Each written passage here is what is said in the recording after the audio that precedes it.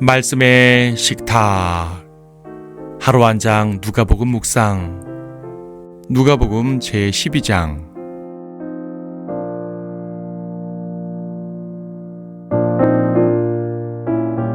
12장 15절을 보겠습니다. 또 그들에게 말씀하시기를 주의하고 탐심을 조심하라. 이는 사람의 생명이 자기가 소유한 것의 풍부함에 있지 않음이라고 하시고. 예수님께서 한참 복음 전파에 힘쓰고 계시는 중이었습니다.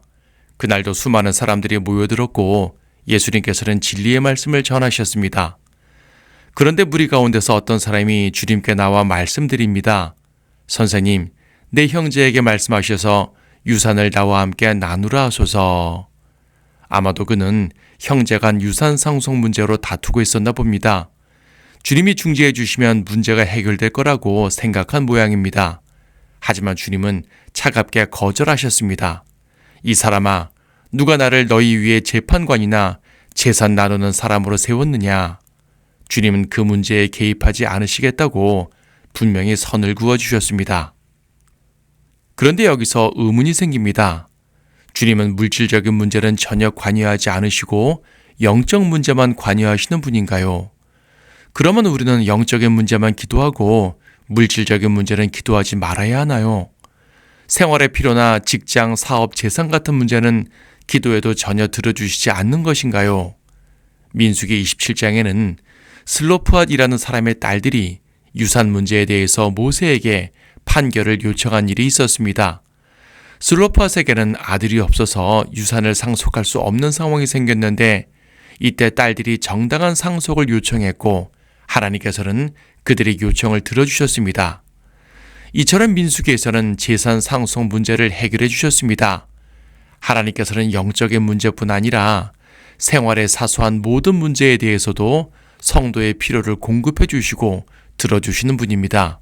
그래서 우리는 모든 일에 대해서 기도할 수 있습니다. 재물에 대한 문제도 예외가 되지 않습니다. 그렇다면 주님은 왜 이 사람의 요구를 이처럼 매몰차게 거절하셨을까요? 그것은 예수님께서 그의 마음속에 있는 것들을 꿰뚫어 보셨기 때문입니다. 그의 마음속에 있었던 것은 다름 아닌 탐심이었습니다. 그는 단지 물질적 어려움을 겪고 있었던 것이 아닙니다.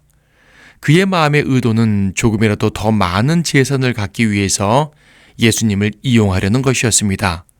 주님은 바로 그의 그러한 마음을 지적해 주셨습니다. 이어지는 내용들에서도 주님은 탐심을 경고해 주십니다.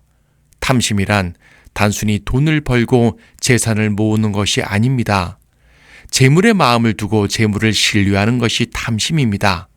재물을 신뢰하면 하나님을 의지하지 않게 됩니다. 재물을 신뢰하는 사람은 어려움이 닥칠 때 재물이 있으면 안심하고 재물이 없으면 불안해합니다. 반면 하나님을 신뢰하는 사람은 어떠한 일이 닥쳐도 하나님으로 인해서 안심합니다. 왜냐하면 하나님께서 모든 힘과 부와 지혜의 원천이시기 때문입니다. 재물은 하나님께서 주실 수도 거둬가실 수도 있는 것입니다. 심지어 하나님께서는 목숨을 앗아가 버리실 수도 있는데 그러면 그 쌓아놓은 재물을 누릴 수 없게 됩니다. 이것이 바로 하나님만을 신뢰해야 하는 이유입니다. 주님은 성실한 노동과 수고를 나쁘다고 말씀하신 적이 없습니다. 하지만 탐심에 대해서는 항상 주의하라고 하셨습니다. 또한 같은 구절에서 주님은 사람의 생명이 자기가 소유한 것의 풍부함에 있지 않음이라 라고 말씀하셨습니다. 이 말은 우리의 생명은 재물로 유지되는 것이 아니라는 말입니다. 생명은 하나님께서 유지시키시는 것입니다. 우리는 하나님께 생명을 얻었고 하나님으로 인해서 살아갑니다.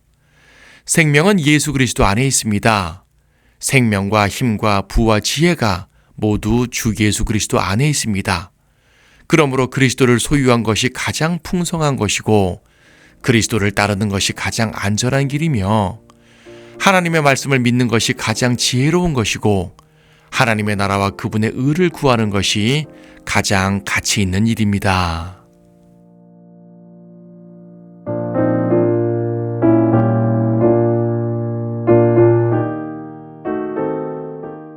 누가복음 12장. 그동안에 헤아릴 수 없을 만큼 많은 백성의 무리가 모여들어 서로 밟힐 지경이었더라. 주께서 먼저 제자들에게 말씀하시기를 너희는 바리새인들의 누룩 곧 위선을 조심하라. 가려진 것이 드러나지 않을 것이 없고 숨겨진 것이 알려지지 않을 것도 없느니라. 그러므로 너희가 어두움 속에서 말한 것은 무엇이나 빛 속에서 듣게 되고 너희가 골방에서 귀에 대고 말한 것은 지붕 위에서 선포되리라. 내가 내 친구들인 너희에게 말하노니 몸을 죽이고 난 후 더 이상 아무 일도 할 수 없는 자들을 두려워하지 말라. 그러나 너희가 누구를 두려워해야 하는지 내가 보여주리라. 죽인 후에 지옥에 던져넣는 권세를 가진 그분을 두려워하라. 정녕 내가 너희에게 말하노니 그분을 두려워하라. 참새 5마리가 2 아사리온에 팔리지 아니하느냐. 그중 1마리도 하나님 앞에서는 잊혀지지 않느니라. 도리어 너희의 머리카락까지도 모두 세어두셨느니라. 그러므로 두려워하지 말라. 너희는 많은 참새보다 더 귀하니라. 또 내가 너희에게 말하노니 누구든지 사람들 앞에서 나를 시인하면 인자도 하나님의 천사들 앞에서 그를 시인하리라. 그러나 사람들 앞에서 나를 부인하는 자는 나도 하나님의 천사들 앞에서 그를 부인하리라. 누구든지 인자를 거역하는 말을 하는 자는 용서를 받으려니와 성령을 거역하여 모독하는 자는 용서를 받지 못하리라. 그들이 너희를 회당이나 관리들이나 권세자들에게 데려가도 어떻게 또는 무엇으로 대답할까 혹은 무슨 말을 할까 염려하지 말라. 이는 성령께서 바로 그 시간에 너희가 해야 할 말을 너희에게 가르쳐 주실 것임이니라고 하시더라. 그러자 무리 가운데서 한 사람이 주께 말씀드리기를 선생님, 내 형제에게 말씀하셔서 유산을 나와 함께 나누라 하소서라고 하니 주께서 그에게 말씀하시기를 이 사람아, 누가 나를 너희 위에 재판관이나 재산 나누는 사람으로 세웠느냐라고 하시니라. 또 그들에게 말씀하시기를 주의하고 탐심을 조심하라. 이는 사람의 생명이 자기가 소유한 것에 풍부함에 있지 않음이라고 하시고 한 가지 비유로 그들에게 말씀하시기를 어떤 부자의 땅이 수확을 많이 내는지라. 그가 속으로 생각하여 말하기를 내 곡식을 쌓아 둘 곳이 없으니 내가 어떻게 할까 하고 말하기를 내가 이렇게 하리라. 내 곡간들을 헐고 더 큰 것으로 지어서 거기에 나의 모든 곡물과 물건들을 쌓아두리라. 그리고 나서 내 혼에게 말하기를 내 혼아, 내가 여러 해 동안 쓸 물건들을 많이 쌓아두었으니 편히 쉬고 먹고 마시고 즐거워하라 하리라 하였느니라. 그러나 하나님께서 그에게 말씀하시기를 너 어리석은 자야, 오늘 밤 내 혼을 내게서 앗아가리니 그러면 내가 장만한 그것들이 누구의 것이 되겠느냐 하시니라. 그러므로 자신을 위하여는 보물을 쌓아두고 하나님 앞에 부요하지 못한 자는 다 이러하니라고 하시더라.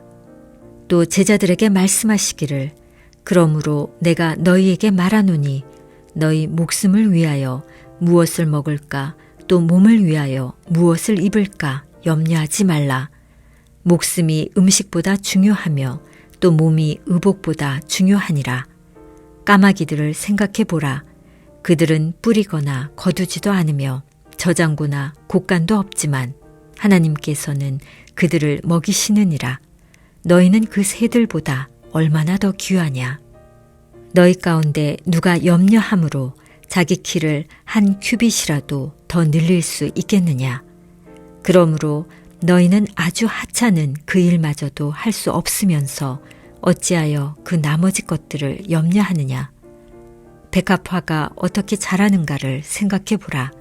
그것들은 수고도 하지 않고 길쌈도 하지 않지만 내가 말하노니 모든 영광을 누릴 때에 솔로몬이 차려입은 것도 이 들꽃 하나만 갖지 못하였느니라. 그러나 오늘 들에 있다가 내일이면 아궁이에 던져질 풀도 하나님께서 이처럼 입히시거든. 오 너희 믿음이 적은 자들아, 너희는 얼마나 더 잘 입히시겠느냐. 너희는 무엇을 먹을까 무엇을 마실까 구하지도 말고 마음에 의심하지도 말라. 이 모든 것은 세상의 민족들이 구하는 것이요 너희 아버지께서는 너희에게 이런 것이 필요한 줄을 아시느니라. 오히려 너희는 하나님의 나라를 구하라. 그러면 이 모든 것이 너희에게 더하여 지리라. 적은 무리야 두려워 말라. 너희에게 그 왕국을 주시는 것이 너희 아버지의 참된 기쁨이니라. 너희가 가진 것을 팔아서 구제하고 너희 자신을 위하여 헤어지지 않는 돈주머니를 만들라. 고갈되지 아니하는 하늘들의 보물이니 거기에는 도둑도 접근하지 못하고 좀도 손상시키지 못하느니라. 너희 보물이 있는 곳에 너희 마음도 있느니라. 너희 허리에 띠를 두르고 너희 등불을 밝히고 있으라.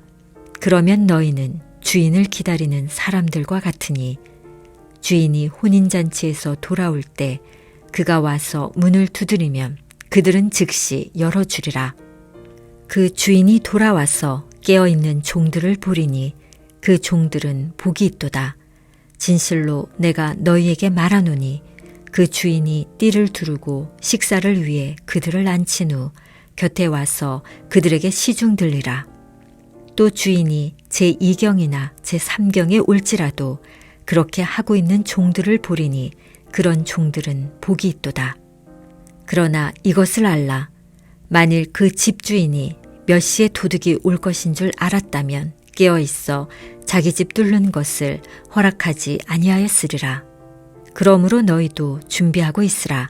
너희가 생각지 않은 시간에 인자가 오리라고 하시더라. 그때 베드로가 주께 말씀드리기를 주여 이 비유를 우리에게만 말씀하시나이까 아니면 모든 사람에게도 하시나이까 라고 하니 주께서 말씀하시기를 주인이 자기 집을 다스리게 하여 제때 그들에게 양식을 나눠줄 신실하고 현명한 청지기가 누구겠느냐. 그의 주인이 와서 그렇게 하고 있는 것을 볼 그 종은 복이 있도다. 내가 너희에게 진실을 말하노니 주인이 그 사람을 자기가 가진 모든 것을 다스릴 자로 삼으리라.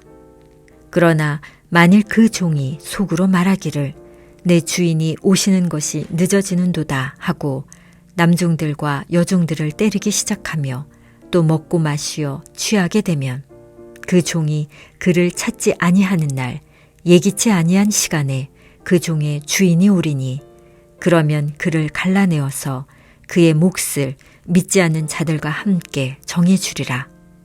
또 자기 주인의 뜻을 알면서도 준비하지 않았거나 주인의 뜻에 따라 행하지 않은 종은 매를 많이 맞으리라. 반면에 알지 못하고 맞을 짓을 한 자는 매를 적게 맞으리라. 이는 많이 받은 자에게서는 많이 찾게 될 것이요 또 사람들이 많이 맡긴 자에게는 더 많이 달라고 할 것이기 때문이라. 내가 땅 위에 불을 던지러 왔으나 만일 이미 불이 붙었으면 내가 무엇을 바라리요. 그러나 나에게는 받을 침례가 있으니 그것이 이루어지기까지 내가 답답함을 어찌 견디어내리요. 내가 땅 위에 화평을 주러 왔다고 생각하느냐. 내가 너희에게 말하노니 아니라 오히려 분쟁케 하러 왔노라. 이제부터는 한 집에 5이 있으면 갈라져서 셋은 둘에 대적하고 둘은 셋에 대적하리라. 아버지는 아들과 대적하고 아들은 아버지와 어머니는 딸과 딸은 어머니와 시어머니는 며느리와 며느리는 시어머니와 대적하여 갈라지리라고 하시더라. 주께서 또 무리에게 말씀하시기를 너희가 구름이 서쪽에서 일어나는 것을 보고 즉시 말하기를 소나기가 오겠다고 하면 그렇게 되느니라.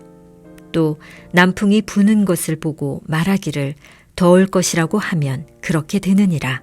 너희 위선자들아, 너희가 하늘과 땅의 현상은 분별할 줄 알면서 어찌하여 이 때는 분별하지 못하느냐.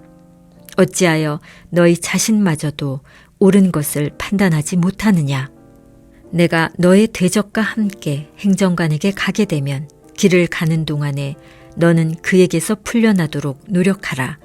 그렇지 않으면 그가 너를 재판관에게 끌고 갈 것이며 재판관은 간수에게 넘겨줄 것이요 간수는 감옥에 넣을 것이라. 내가 너에게 말하노니 내가 마지막 한 렙돈까지 다 갚기 전에는 결코 거기에서 나오지 못하리라고 하시더라.